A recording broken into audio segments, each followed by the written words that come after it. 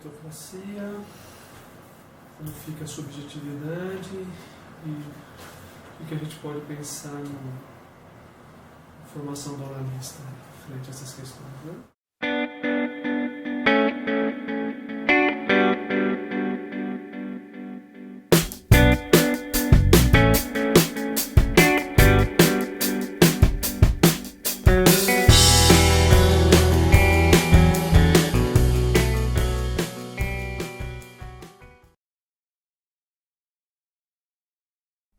Você me coloca 3 questões provocativas, né, sobre a meritocracia, como fica isso, um trabalhador na empresa, a subjetividade dele, e o analista, né, enquanto a formação do analista, né, ou mesmo o analista como um trabalhador, né, como coloca o Lacan, um trabalhador decidido, né, mas como início aí, o conceito da meritocracia, a gente pode pensar por 2 ângulos importantes, né?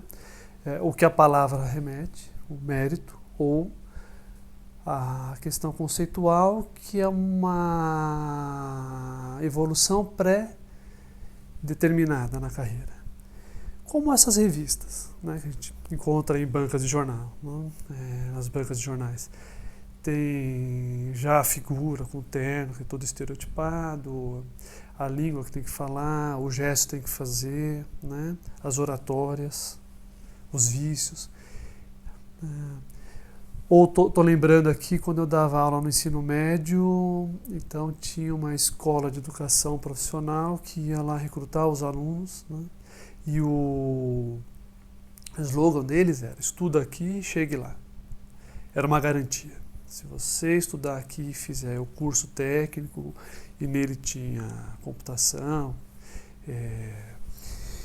tinha a grade ali, você vai conseguir um bom emprego, né? E as pessoas recrutavam, os alunos iam, comentavam, e claro, no final, nem dessa garantia não é dada, né? Então, a meritocracia, ela tem essa coisa já pré-determinada. Se você tiver tal e tal requisito, você está garantido no mercado. Como era antes? Também a gente acha interessante pensar. Se a gente não for tão longe assim, vamos pensar nos 80, anos 90, a gente podia ter outras referências, mas como nessa época eu já estava trabalhando, né, acho que é um dado que eu posso trazer, né? Tinha uma coisa meio da identificação do patrão com seu funcionário, do dono da empresa com os funcionários, né? Eu gosto esse eu vou dar uma chance. O recrutamento era bom, então o pai que trabalhou trazia o currículo do filho ou da filha, ou o tio trazia do sobrinho, né? Essa indicação, né? Que se brincava muito do QI, né? O que indica. Tinha muito isso na empresa. E não era só em comércio ou pequenas empresas grandes também tinham muito dessas questões, né? Isso se misturava.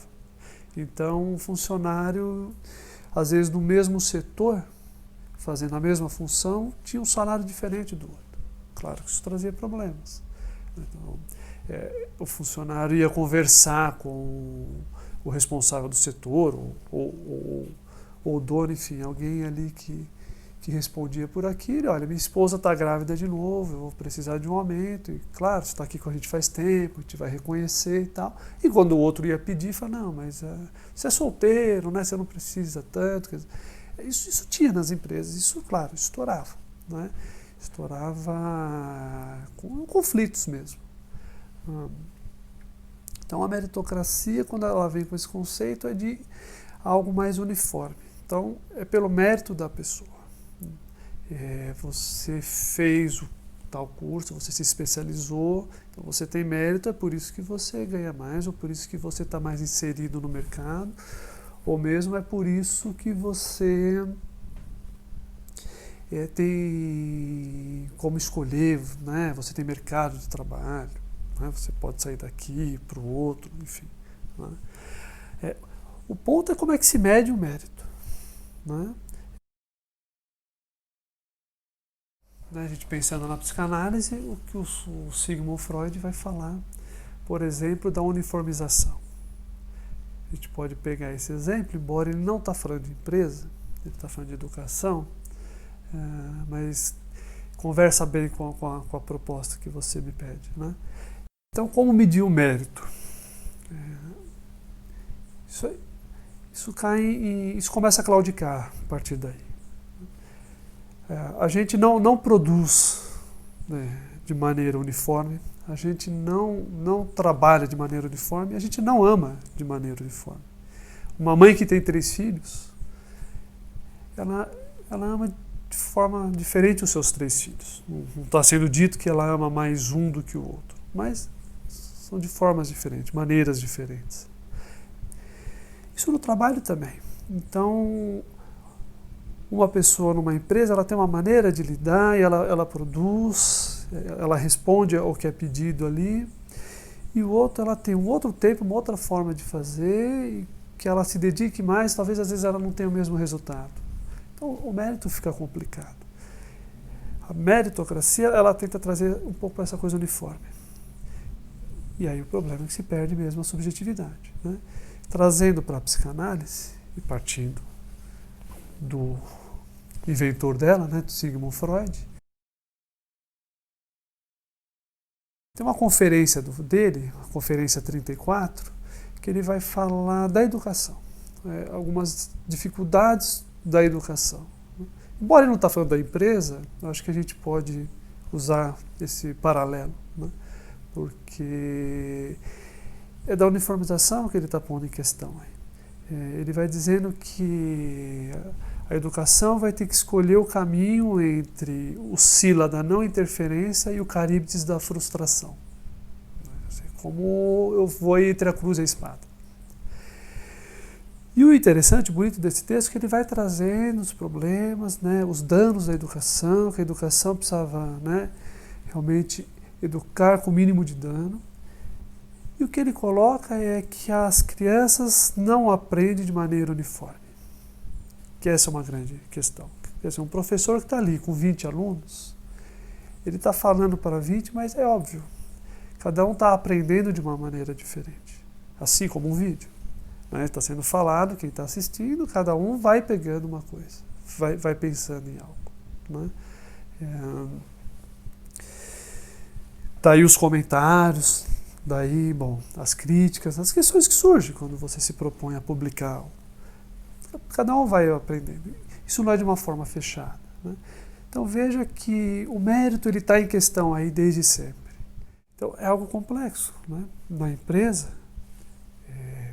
no nosso momento político, enfim, quando você traz a questão do analista, fica mais complexo ainda. Falaríamos então horas e horas aqui, né? O que é um mérito do analista? O que a gente pode pensar que é necessário para o analista? E eu não teria ilusão de chegar a alguma resposta. O que não significa que a gente não possa pensar. Por isso que eu acho bem válida essa questão que você traz, né? Eu teria como ponto de partida que o analista, então, ele é o oposto da empresa. A pessoa que está na empresa ali respondendo a algo não é o que o analista vai fazer. Legal que o analista tem uma produção, conta, né? A formação, a graduação, da onde vem. Isso está inserido. Mas isso não é uma garantia. É sabido que quem vai iniciar a clínica, via de regra, é alguém que vai no consultório, pede um horário, né, loca um horário e inicia. Até paralelo à profissão atual. Muito dificilmente alguém vai deixar o trabalho que tem para se dedicar exclusivamente à clínica. Isso é um passo, né, que é um passo que nem sempre ele é dado. Então, aquele aluno que teve mérito, que teve notas boas, foi líder de turma, os professores gostavam, os professores apostavam, ele vai, inicia e não necessariamente ele dá continuidade. O que já põe no outro lado da empresa. Percebe? O que não significa que ele não tenha mérito também. Mas é como se fosse algo ali que não engatou. A questão do analista, se numa empresa você vai perder na subjetividade, no analista isso está ali. Quando eu estou dizendo aqui para você da formação, eu estou como referência aqui o Jacques Lacan. É alguém que tocou muito nessas questões e porque não falou muito do mérito. Trouxe bastante para se pensar. Quando ele fala, por exemplo, na direção do tratamento, que o analista ele paga com a sua subjetividade. A analogia que ele faz é como se fosse uma sociedade entre o analista e o analisando, né? A cota do analista ele paga com o seu ser. Olha que interessante. E o Lacan é alguém que estava dentro de uma escola já questionando essa formação, esses requisitos pré-determinados para se chegar a algo e dizendo, mas é isso. A obra do Lacan ela é por seminários. Ele fala em seminários e isso foi sendo transcrito e sendo publicado. Precedendo o primeiro seminário, né, ele tem um texto simbólico real imaginário de 53 que ele pergunta ali o que é preciso para ser um bom analista. E ele ironiza. A neurose é necessária, é pouco necessária, é muito necessária. Isso ele já está dentro da escola questionando as questões da escola. Porque na escola tinha uma coisa de se você fizer análise com esse, se você fizer supervisão com aquele outro, você vai chegar a tal lugar. Quase como, né, se a gente fosse trazer uma coisa bem caricata, a escola profissionalizante que ia recrutar os alunos do ensino médio. Quase aquilo. Ainda tem instituições que pensam parecido, né? Eu não vejo assim. E o Lacan estava dentro da instituição questionando, olha, mas isso não garante nada. Né? Para ser um analista não adianta fazer isso. Quando a gente estava falando desse aluno, que vem com méritos, que ele vai, ele estuda, ele entra em grupos, ele faz supervisão, ele faz análise, ele não dá continuidade, é que realmente é o oposto de uma empresa, não é o currículo que vai dizer. Que bom a produção do analista, né? Isso a gente entende como com a transmissão, isso é muito necessário. Mas colocar isso como uma garantia é colocar como se fosse um currículo. E não é isso que vai trazer. Né? Veja que é por isso que a gente está falando que para se chegar num ponto aí é quase que impossível. Né? Mas o Lacan, como ele fez a gente pensar nessas questões, como ele trouxe o mérito para se pensar. Dando um salto desse texto que a gente estava citando, de 53, e for para a proposição dele de 69, quando ele vai falar do analista de escola, ele está fundando a escola, ele tem uma frase provocativa, de certo modo emblemática, né, e muito perigosa. Por isso a gente tem que tomar cuidado com ela. Mas que o psicanalista só se autoriza de si mesmo. É do mérito que ele está falando também.